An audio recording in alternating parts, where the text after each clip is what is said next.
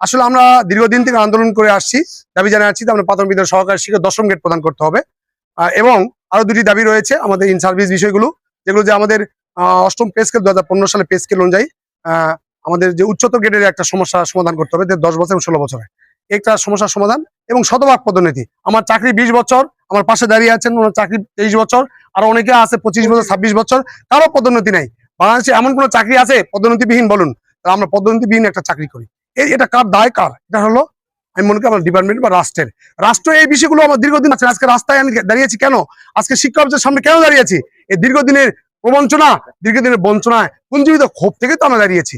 এই জায়গা থেকে গ্রহণ করছিলাম, সেখান থেকে একজন শিক্ষকের প্রধান প্রধান উপকরণ হচ্ছে কলম, যেটি মহান আল্লাহ তাআলা নবী মুহাম্মদ সাল্লাল্লাহু আলাইহি ওয়াসাল্লামের শিক্ষা দিয়েছিলেন। পবিত্র কোরআনের সূরা আল আলাকের প্রথম আয়াতই হচ্ছে ইকরা। ইকরা হচ্ছে পড়ো। এই পড়ানোর দায়িত্ব আমরা প্রাথমিক বিদ্যালয়ের শিক্ষকরা, শিক্ষার সূতিকাগারের পুজোমঙ্গলার কারিগররা আমরা এই পড়ানোর দায়িত্ব আছি। এই পড়ানোর দায়িত্ব পালন করতে গেলে আমার প্রধান উপকরণ হচ্ছে কলম।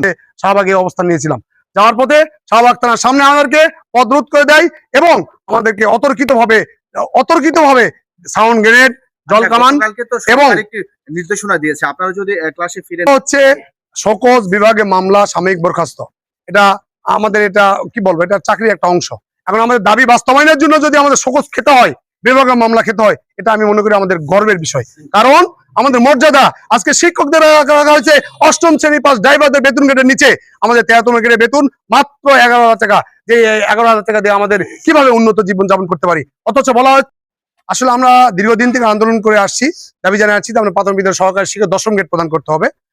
এবং আরো দুটি দাবি রয়েছে আমাদের ইন সার্ভিস বিষয়গুলো, যেগুলো যে আমাদের 8ম পে স্কেল 2015 সালে পে স্কেল অনুযায়ী আমাদের যে উচ্চতর গ্রেডের একটা সমস্যা সমাধান করতে হবে 10 বছর এবং 16 বছরে একটা সমস্যার সমাধান এবং শতভাগ পদোন্নতি। আমার চাকরি 20 বছর, আমার পাশে দাঁড়িয়ে আছেন ওনার চাকরি 23 বছর, আর অনেকে আছে 25 বছর 26 বছর, কারো পদোন্নতি নাই।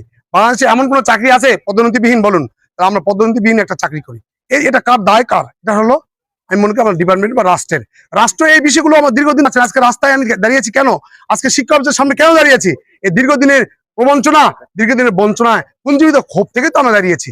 এই জায়গা থেকে গ্রহণ করছিলাম, সেখান থেকে একজন শিক্ষকের প্রধান উপকরণ হচ্ছে কলম, যেটি মহান আল্লাহ তাআলা নবী মুহাম্মদ সাল্লাল্লাহু আলাইহি ওয়াসাল্লামের শিক্ষা দিয়েছিলেন। পবিত্র কোরআনের সূরা আল আলাকের প্রথম আয়াতই হচ্ছে ইকরা। ইকরা হচ্ছে পড়ো। এই পড়ানোর দায়িত্ব আমরা প্রাথমিক বিদ্যালয়ের শিক্ষকরা, শিক্ষার সূতিকাগারের পুজোমঙ্গলার কারিগররা আমরা এই পড়ানোর দায়িত্ব আছি। এই পড়ানোর দায়িত্ব পালন করতে গেলে আমার প্রধান উপকরণ হচ্ছে কলম। শাহবাগে অবস্থান নিয়েছিলাম, যাওয়ার পথে শাহবাগ থানার সামনে